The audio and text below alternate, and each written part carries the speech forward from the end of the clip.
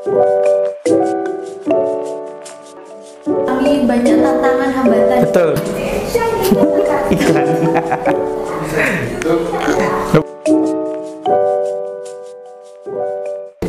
Halo semua, welcome to Misai, persembahan dari HMJIE FIB UNED. Kali ini aku tidak sendiri, aku ditemani sama Kak Faris. Halo semuanya.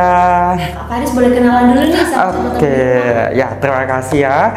Dan semuanya, halo semuanya. Saya di sini Muhammad Faris Fauzi. Kalian bisa memanggil saya Faris, mahasiswa Program Studi Ekonomi Pembangunan Fakultas Ekonomi dan Bisnis Universitas Jember. Terima kasih. Sama Kak Faris, apa kabar nih Kak? Ya, alhamdulillah baik sekali, Faris. Nah, kalau boleh tahu, belakang ini Kak Faris lagi sibuk apa nih? Wah, mengenai kesibukan nih, pada saat ini tentu saya merupakan mahasiswa akhir ya kan. Jadi yang paling penting adalah kuliah dan juga mempersiapkan skripsi seperti itu. Untuk kesibukan lain di luar kuliah tentu saya di sini mengikuti program-program yaitu beasiswa. Kemudian saya juga berorganisasi di Duta Kampus Jawa Timur dan juga Duta Kampus Indonesia. Dan selain itu, saya juga merupakan tim MBKM FEB UNED bersama Wakil Dekan 1 FEB UNED seperti itu. Banget ya Kak Faris. Alhamdulillah. Kalau boleh tahu hobinya Kak Faris ini apa sih Kak? Hobi di sini saya suka menyanyi karena menyanyi itu membuat saya pikiran lebih fresh dan tentunya saya melakukannya di waktu luang dan saya menyukai seperti itu. Ini kan Kak Faris tuh prestasinya banyak banget ya Kak. Alhamdulillah. Boleh cerita-cerita nih Kak sama teman-teman insider di rumah, prestasi apa aja sih yang Kak Faris sudah raih sampai saat ini? Oke, mengenai prestasi tentunya ada prestasi non akademik dan juga akademik begitu ya kan Rais. Dan saya mendapatkannya sejak tahun 2020 hingga yang kemarin yang terakhir alhamdulillah sebagai third runner up dari mahasiswa berprestasi tingkat Universitas Jember. Nah, tentu mungkin beberapa list ya. Untuk yang dulu saya pernah mendapatkan juara 1 ruang opini mahasiswa yang mana diadakan oleh BMFB UNED. Kemudian saya juga merupakan salah satu top 10 dari 3 in 1 dari award FEB UB atau Universitas Brawijaya seperti itu. Dan beberapa prestasi lain juga saya raih hingga ada mendapatkan kesempatan menjadi juara 3 Duta Kampus Jawa Timur 2023 dan sekarang sebagai Duta Kampus Indonesia Ethnic Wear seperti itu. Oh ya, tadi kan Kak Faris bahas tentang ini Putra Kampus Indonesia ya Kak. Nah, gimana sih Kak caranya Kak Faris tuh dapat info tentang kalau ada pemilihan terkait Putra Kampus Indonesia itu, terus berkas-berkas yang Kak Faris siapkan itu apa aja sih Kak? Oke, luar biasa sekali. Jadi untuk menjadi seorang pemenang dalam sebuah kompetisi, saya juga harus memiliki bekal dalam informasi. Nah, informasi ini kemarin saya mendapatkan informasi dari teman yang kebetulan dia merupakan seorang duta kampus juga, dan ya informasi dari Telegram, kemudian dari Instagram, kemudian Facebook dan lain-lain saya cari seperti itu. Akhirnya saya menemukan Duta Kampus Jawa Timur awalnya, karena Duta Kampus Jawa Timur ini merupakan aja yang awal sebelum Duta Kampus Indonesia. Nah, dari persiapannya kurang lebih sama sih antara Duta Kampus di Jawa Timur maupun yang di Duta Kampus Indonesia itu sendiri, Wais. Dan juga teman-teman semua pasti kepo dengan Duta Kampus itu apa saja yang dilakukan, kemudian berkas-berkas apa saja, sama seperti melamar pekerjaan. Kurang lebih seperti itu, mulai dari CV atau kurikulum vitae. Jadi teman-teman kalau ingin mendaftar apapun silahkan perbaiki dan perbagus CV-nya. Kemudian juga ada yang namanya pas foto, kemudian juga ada juga berkas-berkas lain yang merupakan pendukung seperti itu. Nah, kemudian yang saya persiapkan tentu adalah mengenai advokasi. Advokasi ini adalah program nyata yang mana diinisiasi oleh seorang duta untuk menjalankan amanah saat menjadi duta kampus ataupun duta-duta lain seperti itu. Nah, singkat cerita nih, sebenarnya saat kan ada beberapa tahap. Ada tahap tulis, kemudian ada tahap interview, kemudian nanti ada tahap semifinalis baru final. Nah, ini merupakan hal yang berat saya rasakan tentunya di Duta Kampus Jawa Timur. Saat itu di tahap kedua saya lolos hingga ke interview, namun saya masih ragu seperti itu, Rais. Alhamdulillah saya masih bisa berkesempatan dan melakukan interview. Interviewnya ada FGD, fokus group discussion, kemudian ada juga organisasi, kemudian juga ada kepribadian seperti itu. Jadi silakan teman-teman yang ingin mengikuti duta apapun sama seperti itu, udah pasti proses-prosesnya. Nah, yang berat nih Rais untuk mendapatkan duta kampus sendiri saya ini, karena setelah menjadi juara 3, top 3 dari Duta Kampus Jawa Timur ini dibawa ke nasional dalam waktu hanya 2 minggu saja. Di 2 minggu ini saya persiapkan mulai dari kostum nasional kostum, kemudian tradisional ethnic wear, kemudian juga banyak sekali yang harus dipersiapkan selama 2 minggu itu. Tapi so far itu adalah hal-hal yang berpengalaman baik, kemudian memberikan saya banyak hal yang tak terduga, bertemu dengan teman-teman senasional, kemudian juga banyak sekali benefit-benefitnya gitu. Alhamdulillah itu. Motivasinya Kak Faris itu untuk bisa meraih banyak prestasi itu apa sih Kak? Ada 3 huruf yang saya pegang, dan ini prinsip saya dalam apapun, yang mana huruf B, D, dan juga I dalam bahasa Inggris, BDE seperti itu.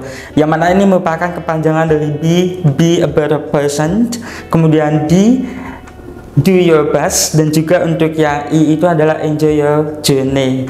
Nah, karena apa? Dalam setiap langkah yang saya ambil, apapun itu, pasti saya harus berusaha untuk menjadi yang lebih baik. Karena tidak mungkin saya berusaha mendapatkan hal apapun, tapi bukan menjadi yang lebih baik bagi saya sendiri, seperti itu. Kemudian saya melakukan yang terbaik, karena kan motivasi untuk diri sendiri adalah udahlah lakukan yang sebaik mungkin, hasilnya apa kata nanti. Karena kita tahu bahwa dalam sebuah proses yang paling penting adalah enjoy, seperti itu, Rais. Oh iya Kak, ini kan pasti selama meraih prestasi itu Kak Faris ini banyak mengalami banyak tantangan, hambatan. Betul.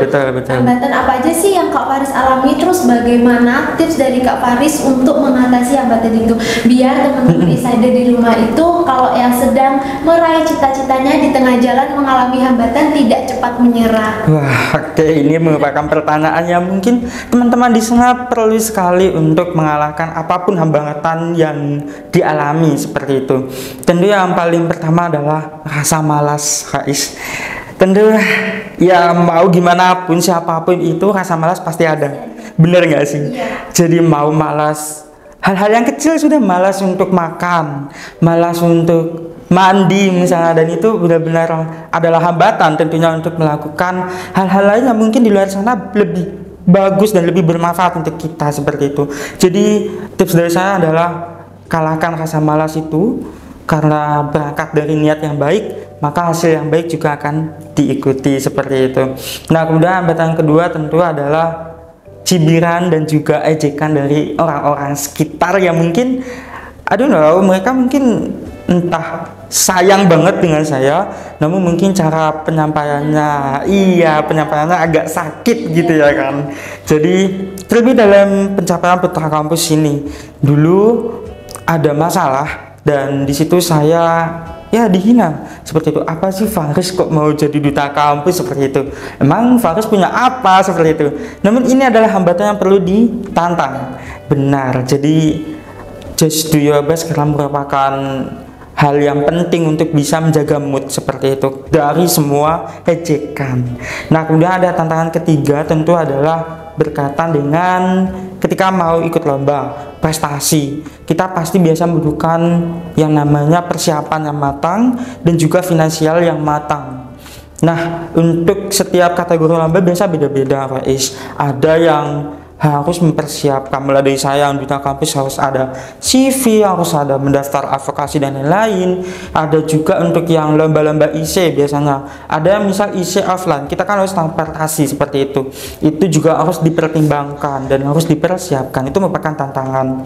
Nah, tips dari saya nih, karena saya juga mahasiswa FEB UNED, buat teman-teman semua mahasiswa FEB UNED terutama prodi ekonomi pembangunan begitu, ketika Anda ingin mengikuti perlombaan atau sesuatu yang memang itu skalanya bisa bermanfaat banyak gitu, silakan untuk jika teman-teman ada terkendala finansial bisa ke keuangan FEB.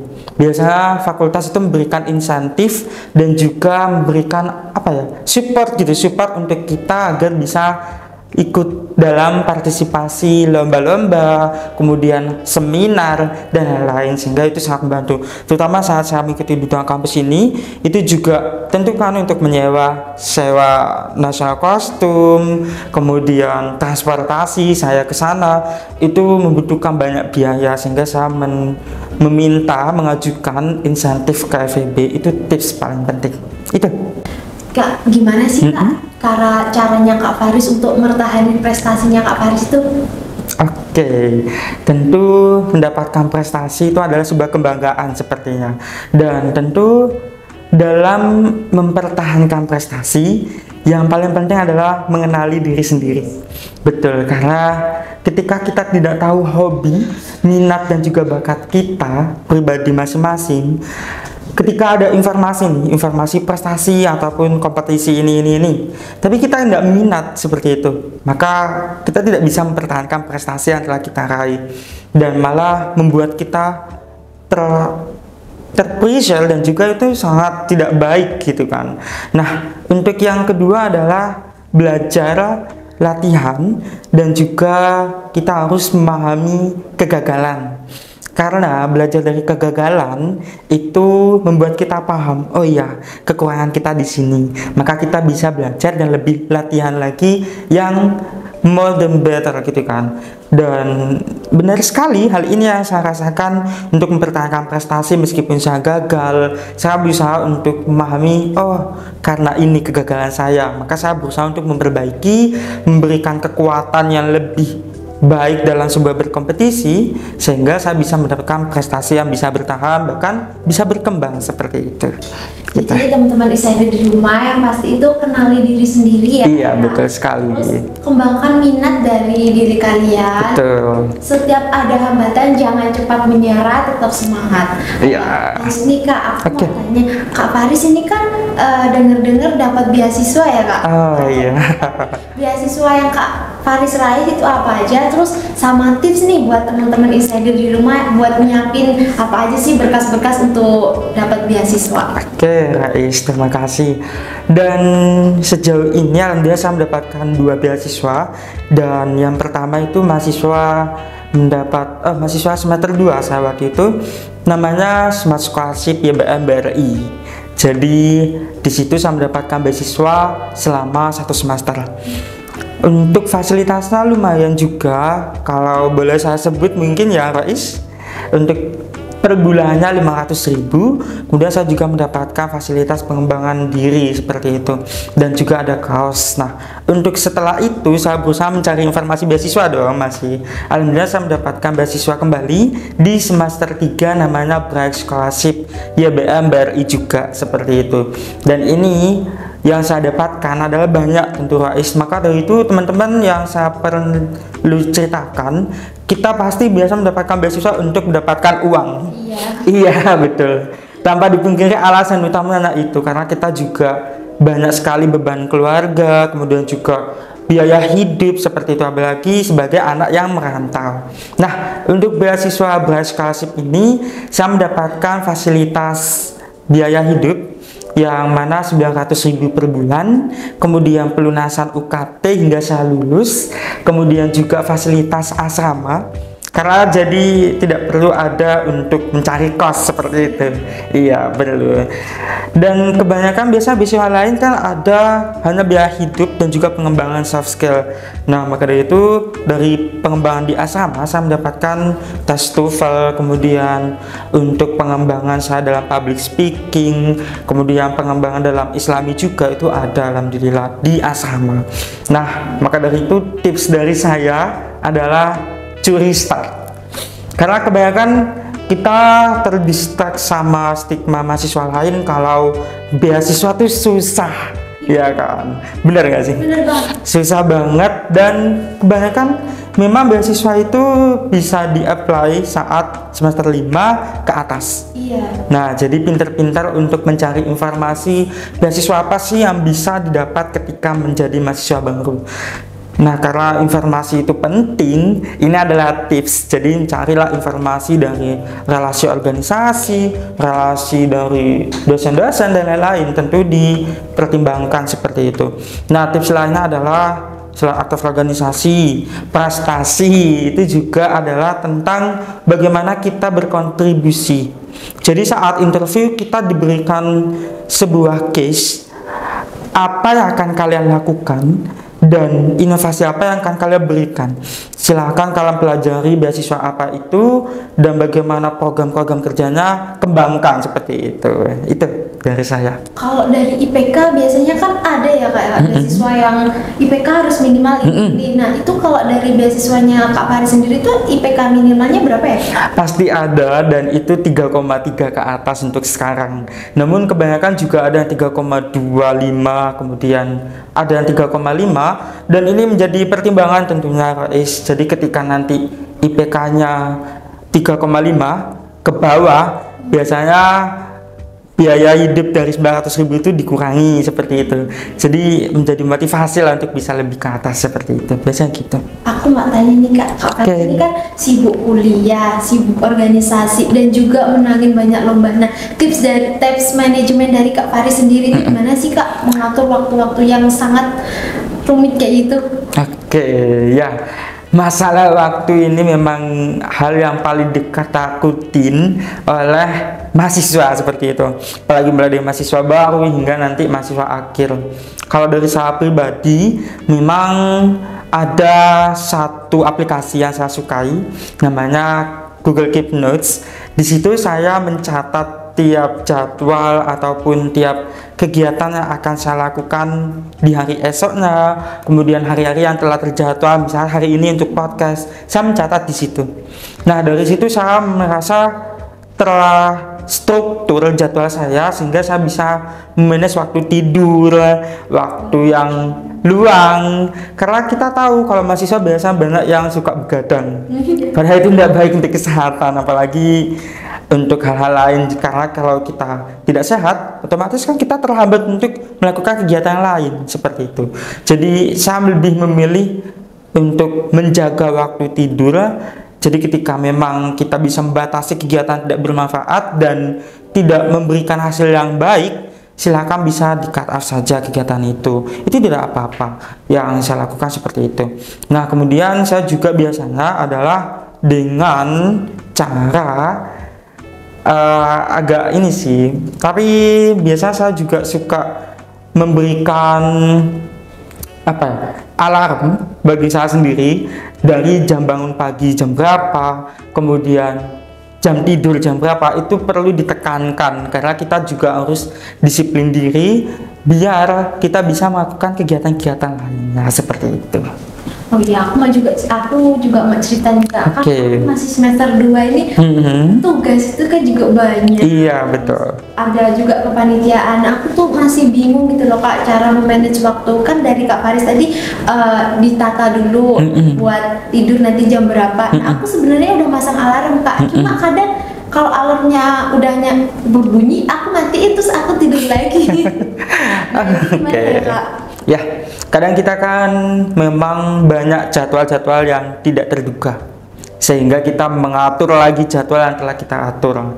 Yang perlu dilakukan tadi pembatasan. pembatasan itu penting untuk mendisiplinkan diri. Misal tadi yang kamu Rois katakan ya teman-teman, terkait jika alarm berbunyi terus malah lanjut tidur. Nah artinya di situ yang mungkin saya berikan saran ya Rois adalah kembali lagi kamu harus benar-benar niatkan, oh ya ada deadline misalnya. Nah kalau saya pribadi biasa ketika ada deadline, misal hari ini jam 9 malam, saya lebih memilih membuatkan jadwal itu jam 9 pagi untuk deadline-nya. Jadi saya lebih ke terpressure untuk aduh ada deadline jam 9 pagi padahal masih jam 9 malam seperti itu. Itu bisa kalian atur bagaimana kalian bisa memberikan insight dan juga motivasi ke diri sendiri seperti itu. Nah ya Kak, rencananya Kak Faris ke depannya itu apa sih Kak? Oke, rencana saya tentunya adalah memberikan banyak manfaat dulu bagi orang-orang, terutama saya masih mahasiswa gitu kan. Jadi beberapa tahun ke depan ini, terutama dalam 1 tahun, saya berusaha untuk menyelesaikan skripsi dulu, sambil mungkin memberikan social project lainnya, dan juga saya ingin memberikan beberapa program untuk menyelesaikan beasiswa seperti itu. Nah, kemudian untuk setelah lulus pastinya saya akan mencari yang namanya pekerjaan. Tentu ini adalah rencana yang paling ditunggu-tunggu setelah 4 tahun ataupun 3,5 tahun kuliah, karena ya mau gimana lagi, kita hidup untuk bisa bekerja ke depannya seperti itu. Itu adalah rencana saya sementara. Nah setelah itu saya juga ingin sekali memberikan kemampuan saya ini bisa S2. Dan saya menargetkan untuk S2 ke international program, sehingga saya sekarang masih mencari informasi-informasi, kemudian juga internship baik itu dalam negeri, kemudian siapa tahu bisa ada link nih ke luar negeri seperti itu guys. Kak Faris pasti punya ekspektasi ya ke depannya. Nah kalau ternyata ekspektasi yang kakak bayangin itu nggak sejalan sama realita, itu gimana sih Kak tipsnya buat teman-teman di rumah? Oke, mengenai kegagalan, saya rasa kegagalan adalah guru yang terbaik selain pengalaman, karena dari kegagalan kita bisa belajar, oh ya kurangnya ini, kemudian saya bisa lebih baik ke depannya. Nah, dulu saya memang ambis dan untuk mendapatkan sesuatu saya harus mendapatkannya. Terlebih saat mendapatkan untuk gelar mahasiswa berprestasi fakultas dan juga di universitas itu panjang, karena memang kita sebagai manusia memang harus belajar dari waktu ke waktu, dari proses, dan ya itu membuat saya terbuka kalau memang setiap keberhasilan ataupun apa pencapaian itu sudah ada porsi masing-masing untuk kita masing-masing dari setiap manusia seperti itu. Dan sedikit cerita mungkin Rois, saat di tahun 2022 itu saya mengikuti Pilmapras fakultas, namun tidak sempat menjadi finalis seperti itu. Tentu saya ambis sekali dan juga digadang-gadang bakal menang. Saya merasa kecewa, sedih, dan tidak ingin melakukan apapun. Jadi moodnya sudah hancur. Ini karena datang dari ekspektasi yang terlalu tinggi, baik dari orang lain maupun diri sendiri paling utama. Namun saya banyak belajar, oh iya, banyak kekurangan yang masih perlu dibenahi. Banyak sekali hal yang mereka jauh lebih deserve daripada saya seperti itu. Nah, dari situlah keberanian itu muncul dan membuka mindset bahwa ya sudah, lakukan yang terbaik dengan 3 huruf tadi, BDA. Itu membuat saya lebih merasa tenang ketika memang saya tidak mendapatkan sesuatu yang tidak menjadi rezeki saya seperti itu. Dari sinilah berangkat bahwa memang kita harus benar-benar membatasi ekspektasi. Boleh memiliki mimpi yang tinggi, memiliki harapan-harapan yang luar biasa, tapi harus juga dengan realistik dari pribadi kita. Jadi kita harus memberikan motivasi, karena maupun banyak orang memberikan semangat, tapi dari kita sendiri moodnya hancur, ternyata tidak membuat kita lebih baik seperti itu, malah merasa terganggu. Dan tipsnya adalah tenangkan diri ketika memang nanti kalian tidak mendapatkan hal yang diinginkan ataupun gagal, tenangkan diri. Kalau memang mau healing silakan healing, tapi jangan terlalu lama. Nah setelah itu belajar dari kegagalan, dan untuk selanjutnya beraspektasi yang sewajarnya atas kemampuan yang dimiliki, seperti itu. Oke, terima kasih Kak Faris. Oke, sama-sama. Semoga kedepannya Kak Faris makin sukses. Amin, terima kasih. Dan semoga tetap menjadi memberikan inspirasi bagi teman-teman. Amin. Oke, kami juga semoga. Amin. Oke, terima kasih teman-teman. Jumpa lagi di next podcast kita yang pastinya akan kedatangan dengan narasumber yang lebih menarik. See you.